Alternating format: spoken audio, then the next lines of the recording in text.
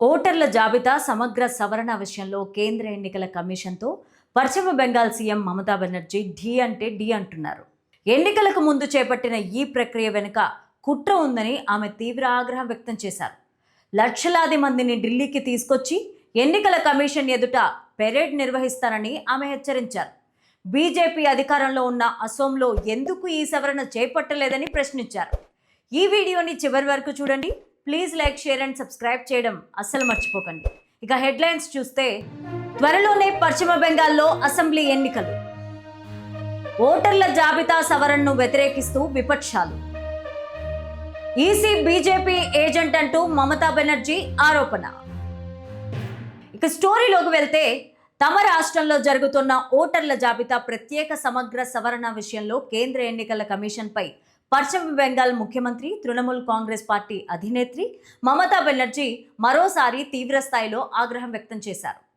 న్యూఢిల్లీలో ముగ్గురు ఎన్నికల కమిషన్లతో సోమవారం ఆమె భేటీ అయ్యారు. అనంతరం ఆమె మీడియాతో మాట్లాడుతూ, లక్షలాది మందిని ఢిల్లీలోకి తీసుకొచ్చి ఎన్నికల కమిషన్ ఎదుట పెరేడ్ నిర్వహిస్తాను అని బహిరంగంగానే హెచ్చరించారు.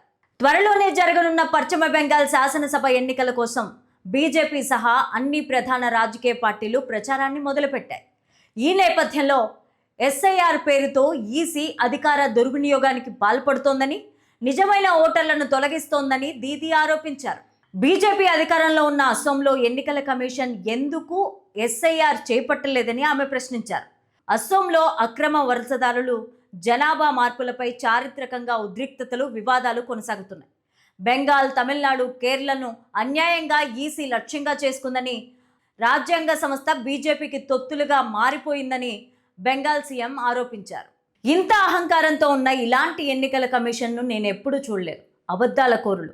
ఏ పదవి ఎవరికీ శాశ్వతం కాదు కాబట్టి ఆ పదవిని గౌరవం ఇస్తానని మేము చెప్పాం. మీరు కూడా ఏదో ఒక రోజు వెళ్లాల్సి ఉంటుంది, కానీ ఇలాంటి సాంప్రదాయం సృష్టించొద్దు.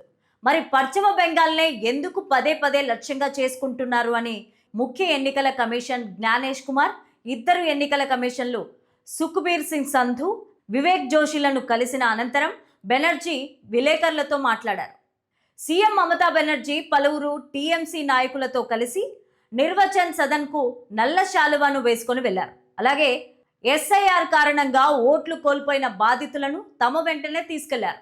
ఈ సందర్భంగా ప్రధాన ఎన్నికల కమిషన్ శాంతియుతంగా చట్ట నియమాలను, ఎవరూ చట్టాన్ని తమ చేతుల్లోకి ఎందుకు తీసుకోకూడదో దీదీకి వివరించారని వర్గాలు తెలిపాయి. అలాంటి ఏ చర్య అయినా చట్టంలోని నిబంధనలు, కమిషన్కు ఇచ్చిన అధికారాల ప్రకారం కఠినంగా ఎదుర్కోవాల్సి వస్తుందని వారు చెప్పారు. బెంగాల్ ముఖ్యమంత్రితో పాటు వచ్చిన తృణమూల్ ఎమ్మెల్యేలు ఎన్నికల సంఘంపై, ప్రధాన ఎన్నికల కమిషన్పై దుర్భాషలాడారని, బెదిరింపులకు పాల్పడ్డారని విశ్వసనీయ వర్గాలు తెలిపాయి. గతేడాది బీహార్లో అసెంబ్లీ ఎన్నికలకు ముందు ఓటర్ల జాబితా చట్ట సవరణ చేపట్టడం దేశవ్యాప్తంగా చర్చనీయాంశమైన సంగతి అందరికీ తెలిసిందే.